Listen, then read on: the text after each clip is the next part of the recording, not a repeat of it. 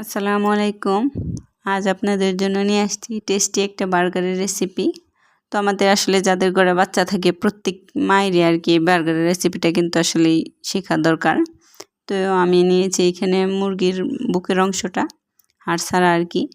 এখানে আদা রসুন পেস্ট, গোলমরিচ, 2 প্যাকেট ম্যাগি মশলা, সয়া সস আর টমেটো সসটা অ্যাড করছি। তো দিয়ে দিব একটা ডিম, পরিমাণ মতো লবণ, 2 টেবিল চামচ কর্নফ্লাওয়ার, আর আমি দিয়ে দিলাম অল্প পরিমাণে একদম মরিচ গুঁড়া। তো দিয়ে আমি সবগুলো উপকরণ ভালোভাবে মিশাবো।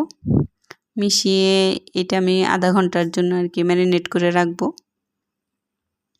আধা ঘন্টা পরে আমি অল্প পরিমাণে বাটার দিয়ে দিয়েছি প্যানে। তো আপনারা চাইলে এখানে সরিষা বা সয়াবিন তেল ইউজ করতে পারেন, আমি অল্প করে বাটার ইউজ করেছি। তো এটা আস্তে আস্তে নেড়ে চেড়ে এই চিকেনটা আমি ভালো করে সিদ্ধ হইতে দিব। দেখেন সুন্দর হয়ে সিদ্ধ হয়ে গেছে।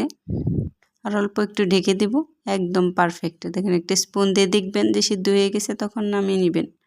তো আমার চিকেনটা সিদ্ধ হওয়া শেষ, ফ্রাই করে নিয়েছি। এখন আমি যে বার্গার বানাবো ওই বনটা, ওইটাকে একটু বাটার দিয়ে আমি চুলার উপর একটু হালকা করে ছেঁকা দিয়ে নিব। অল্প আছে, একদম হালকা আছে, এটা ছেঁকবো আমি। আর চুলার আঁচটা মিডিয়াম, একদম মিডিয়াম লোতে দিব, কারণ একটু বেশি আঁচ হলে কিন্তু পুড়ে যাবে। তো আমার ব্রেডও শেষ কমপ্লিট করা। তখন আমি যে বার্গারের ভিতরের পুরটা ওইটা আমি রেডি করব। তো এখানে নিয়েছি গাজর, শসা, আর নিয়েছি আমি ক্যাপসিকাম।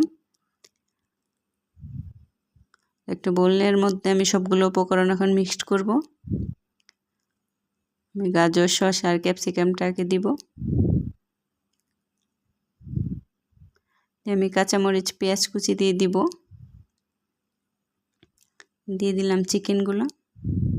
এখন আমি টমেটো সস অ্যাড করব।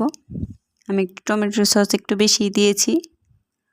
আর এই দেখেন আমি বাসায় বানিয়ে নিয়েছিলাম কিন্তু সিদ্ধ ডিমের মেয়োনিজটা, ওইটা অ্যাড করলাম। সবগুলো দিয়ে মেয়োনিজের পরিমাণ একটু বেশি দিব আমি এখানে। দিয়ে ভালো করে মিক্সড করে নেব সবগুলো। অল্প পরিমাণে লবণ দিয়ে দিব।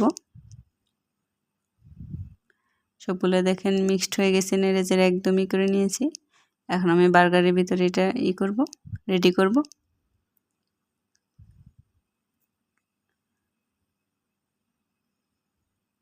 দেখেন সুন্দরভাবে আমি রেডি করে দিয়েছি।